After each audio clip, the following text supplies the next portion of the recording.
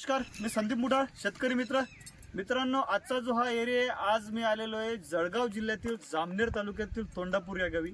तर आमचे जे शेतकरी मित्र आहेत हे सगळं एक क्षेत्र आहे, सूर्यफुलाचं क्षेत्र आहे. तर मित्रांनो, या गावात मी याच्या अगोदर पण पॉईंट दिलेले होते, पण आता काय करायचं आहे, मला परत इथे एक बोरवेलचे पॉईंट पाहायचे आहेत. तर आता मी तुम्हाला युट्यूबला सगळी माहिती सांगणार आहे, मी कसं पाहणार आहे, काय करणार आहे, कशी मशीनीचा उपयोग करणार आहे, कसं लागणार आहे, काय होणार आहे, पॉईंट पाहिल्यानंतर आपण कसं स्कॅन करणार आहे, कशा पद्धतीने पाणी पाहणार आहे, पाणी कशा पद्धतीनं लागणार आहे लोकांना, त्याचे पदर कसे असतात, किती फुटावर लागणार आहे, किती अंतराच्या प्रमाणे लागणार आहेत, यांना दगड कडक जाणार आहे का नरम जाणार आहे, हे सगळं आपण सविस्तर बोरवेलच्या नंतर यांना जेव्हा पॉईंट पाहतो त्याच्यानंतर आपण यांना सविस्तर सांगू शकतो. सगळ्यात महत्त्वाचा विषय परत मित्रांनो, जर आपण विहिरीचा पॉईंट पाहत असेल तर विहिरीचा पॉईंट पाहताना तो वेगळ्याच प्रकारे स्कॅन करायला लागते. बोरवेलचा पॉईंट पाहताना बोरवेलचा बिन वेगळ्या प्रकारे स्कॅन करायला लागते. आता इथं जे तोंडापूरचं हे जे क्षेत्र आहे, या मी सूर्यफुला क्षेत्राचा मला इथं बोरवेलचा पॉईंट पाहायचा आहे. तर बोरवेलचा पॉईंट पाहताना मी अगोदर सगळ्यात महत्त्वाचं म्हणजे जेव्हा क्षेत्र फिरणार आहे तेव्हा मी माझ्या हातातले जे एल आकाराचे रॉड आहेत सप्तधातूचे याचा उपयोग करणार आहे.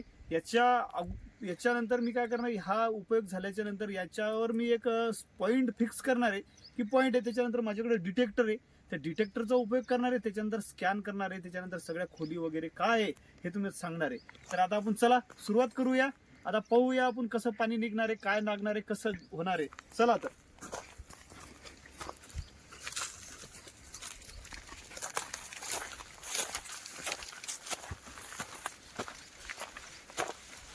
स्टॉप कर शुभम पुढे चला.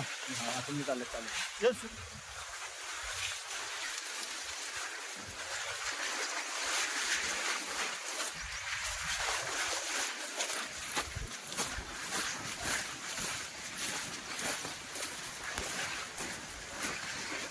बरं वाढलं रे, पाणी कमी करायला बरं त्याला. शुभम पुढे चला चला चला. हो ना, पुढे हां हो पुढे.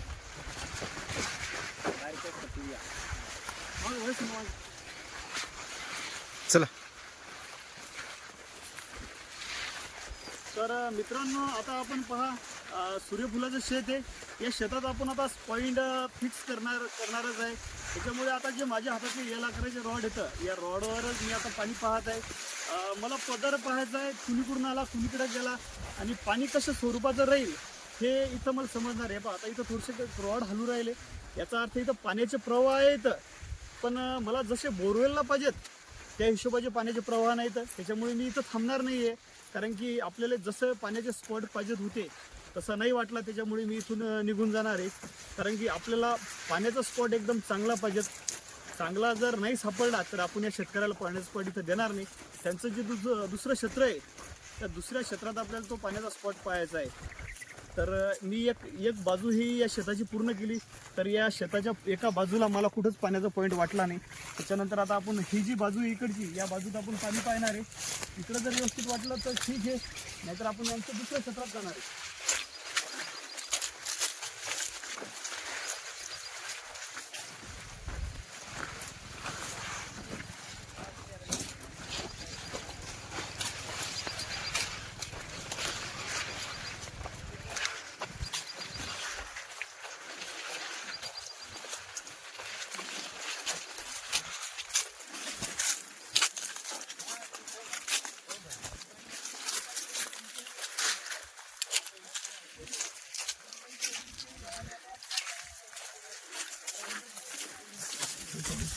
फिरा मागं.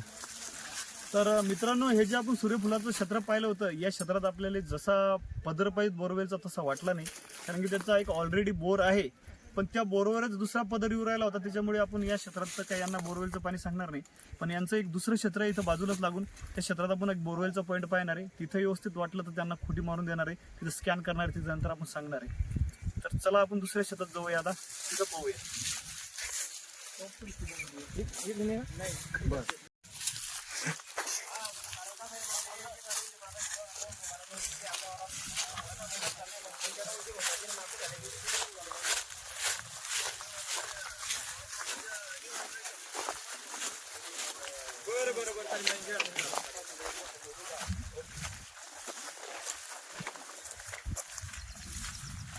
समोरून होत जाईल. मित्रांनो आता हे यांचं शेतकऱ्याचं दुसरं शेत होतं, तर त्या क्षेत्रात पॉईंट नाही निघल्यामुळे आपण या दुसऱ्या शेतात आलो. तर इथं आता पाणी पळत आपण तर इथं आपले रोड एक असं वाटायला की कोणतं पाण्याचं क्षेत्र आहे.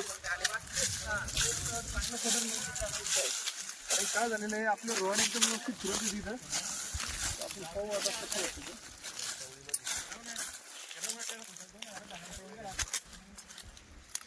आता काय झालेलं आहे, इथं एक आपल्याला पदर चांगला निघला आहे, कारण की हा जो पदर आहे हा या डायरेक्शन मधून आलेला आहे इकडून.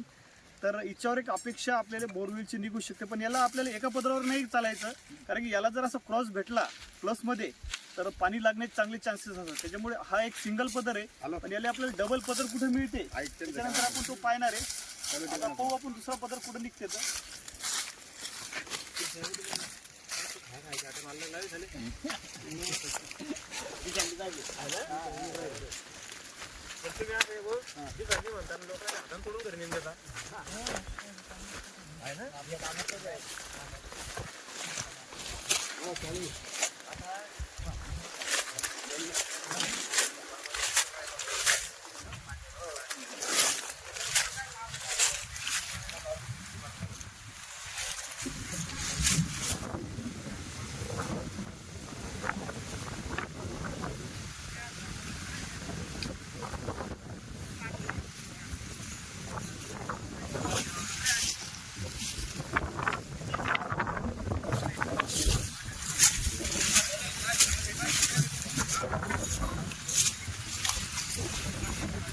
इथं एक दोन पदराचा मिस झालेला आहे, कारण की एक या डायरेक्शन मधून आहे आणि दुसरा जो पदर आहे दुसरा या डायरेक्शन मधून आलेला आहे. त्याच्यामुळे इथं काय झालं ना, क्रॉस झालेला आहे. तर क्रॉस आता इथं क्रॉस झालेला आहे. क्रॉस झाल्याच्या नंतर इथे एक पॉईंट येऊ शकते. पण काय झालं, या पॉईंटला आपल्याला सध्या नाही घ्यायचं आहे, कारण की सगळं क्षेत्र चेक करायचं आहे. क्षेत्र चेक केल्याच्या नंतर याच्यापेक्षा जर व्यवस्थित डबल दुसरीकडे वाटला तर तिथं फायनल करणार आहे आपण. म्हणजे का आता सध्याची एक मार्किंग करून ठेवली तर कच्ची. त्याच्यानंतर हा जर दुसरीकडे नाही चांगला पॉईंट वाटला तर मग या क्षेत्रावर आपण एक मग इथं स्कॅन करणार आहे, मग इथं पाहणार आहे. इथं बी एकदम व्यवस्थित पत्र येतं, इथं बी दोन पत्र येतं, जसं पाणी पाहिजे तसं या हिशोबाने इथं लागणार आहे. पण आपण एकदा या सगळं क्षेत्र चेक करू, म्हणजे यांचं बी समाधान होईल की आपल्या क्षेत्रात बाकी दुसरीकडे पाणी नाही, इथंच आहे. पण याच्यापेक्षा जर दुसरीकडे कुठे चांगलं निघलं तर तिथं आपण पाहूया. चला चला.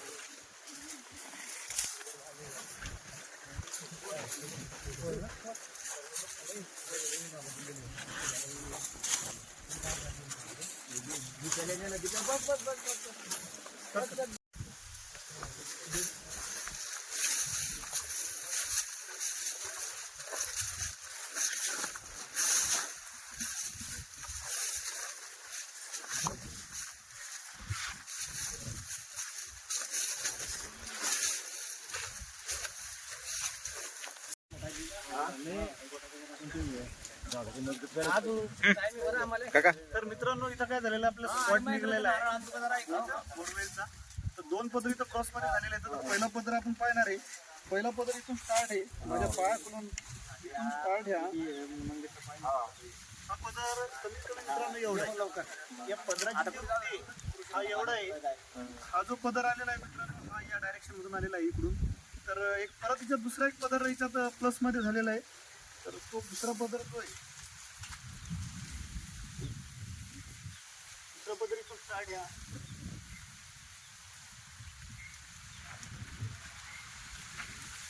पदर थोडा छोटा आहे, इथला पदर हा एवढा आहे. हा जो पदर आलेला आहे मित्रांनो, हा पदर या डायरेक्शन मधून आलेला आहे इकडून.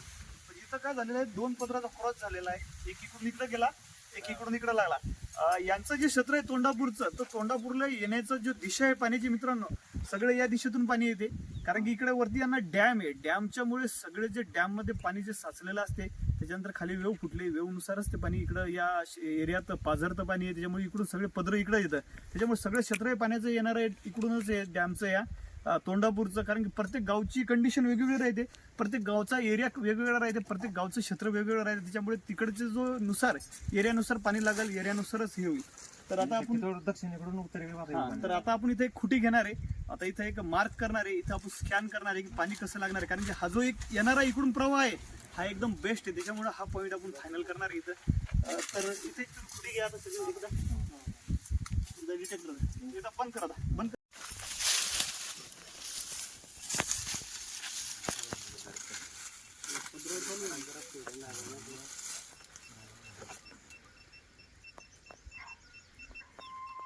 इथं काय झालेलं आहे, इथं दोन पदर आलेले आहेत. त्याच्यामुळे हे जे वॉटर डिटेक्टर आहे, लॉंग रेंज डिटेक्टर, हे लॉंग रेंज डिटेक्टर एकदम व्यवस्थित राऊंड मारून राहिलं. कारण की पाण्याचा जो प्रवाह जर पाहिला मित्रांनो, तर पाण्याचा प्रवाह एकदम व्यवस्थित आहे. पाण्याचा फोर्स बिन चांगला आहे. यांना 2 इंच पर्यंत पाणी लागण्याची अपेक्षा आहे. आता राहिली गोष्ट इथं खोलीची, डीपची, तर आपण डीप बिन मोजणार आहे स्कॅनरनं. कारण की काय झालेलं आहे, आपण आता या डिटेक्टरनं एक पाणी कुठं आहे कसं आहे याप्रमाणे पाहते. पण इथं मित्रांनो डिटेक्टर एकदम व्यवस्थित फिरू राहिलं. त्याची जी फिरण्याची गती आहे ते एकदम व्यवस्थित दाखवते. कारण की इथं काय झालेलं, दोन प्रवाह आहेत. इथं जो एक या डायरेक्शन मधून आलेला प्रवाह आहे, त्या प्रवाहावर एकदम चांगले फिरत आहे. त्याच्यामुळे त्याच्यातला जो स्पीड आहे, त्यातला स्पीड एकदम व्यवस्थित वाढून राहिला.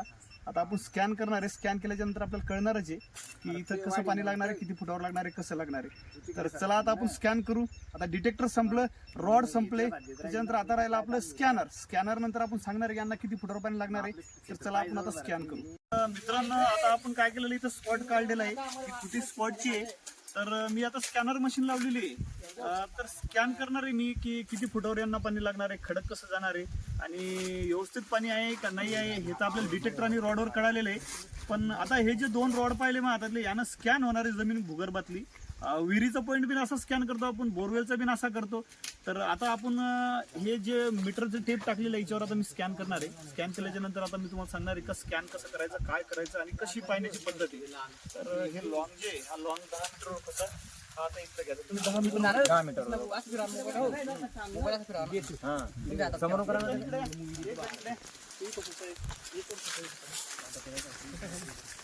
दहावर नाही दहा.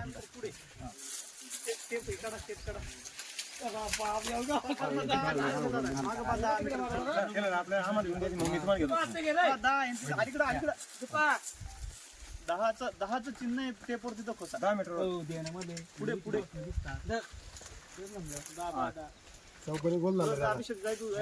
स्कॅन चालू आहे आपलं, स्कॅन करत आहे आपण. याच्यात रिडिंग येतात.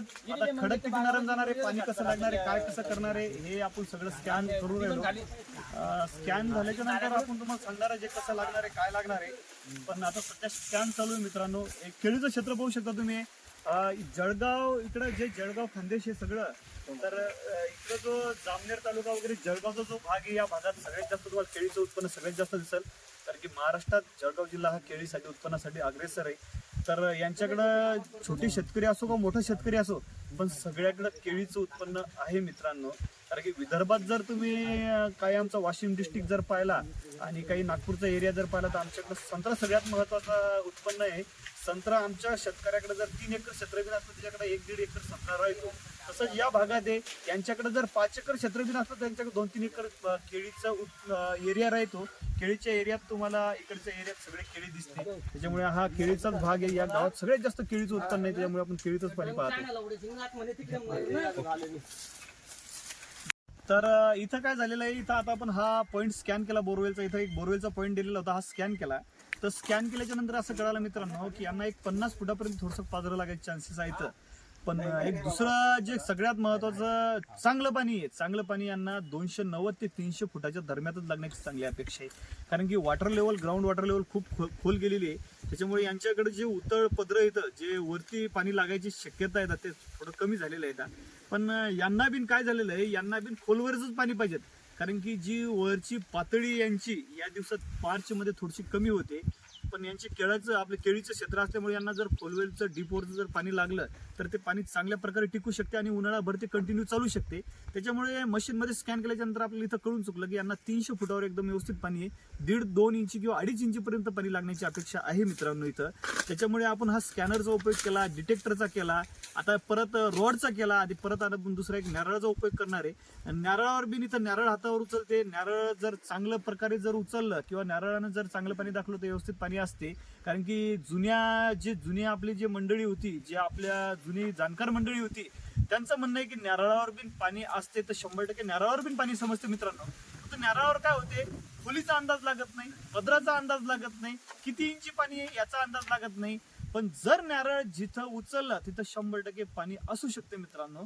फक्त खोली आणि पदर आणि पाणी किती इंची आहे हे नारळावर समजत नाही. पण आपण नारळाचा बिन उपयोग करणार आहे, नारळावर बिन पाणी पाहणार आहे, कशा प्रकारे लागणार आहे, काय होणार आहे आणि नारळ कसं उचलते.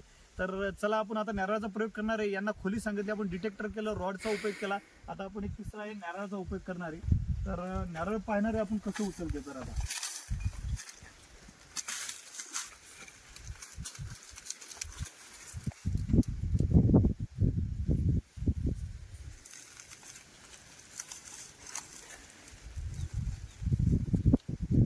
तर मित्रांनो, नारळ जर पाहिला आपण तर नारळाचा एक स्पीड चांगला दिसते. कारण की आपण जर पदरावर गेलो, डायरेक्ट जर खुटीवर गेलो तर नारळ हातात थांबत नाही. हातात जर थांबत नसेल तर याचा अर्थ इथं पाणी लागण्याचे चांगले संकेत दाखवते. कारण की काय असते, जमिनीतलं जे भूगर्भातलं पाणी आहे आणि नारळातलं जो एक काहीतरी सायन्स आहे तिथलं, तर ते जर जिथं नारळ हातावून जर फास्टमध्ये पडत असेल तर 100% पाणी चांगलं लागण्याचे चान्सेस असतात. कारण की 10 वर्षाचा अनुभव आहे. जर पाणी चांगलं असलं तर नारळ तिथं 100% जास्त हातावून उचलले जाते. त्याच्यामुळे इथं बिन एकदम व्यवस्थित नारळ उचलायला लागलं, त्याच्या अर्थ इथं पाणी एकदम व्यवस्थित लागणार आहे. तर आता हे बोर घेणार आहे, तिथं 5-6 दिवसानंतर आपल्याला सांगणार आहे कसं पाणी लागणार आहे, काय लागणार आहे. तर मग मी ते शेअर करणारच आहे तुम्हाला कसं लागते, काय लागते. पण सध्याच्या परिस्थितीत पाणी एकदम व्यवस्थित आहे. धन्यवाद.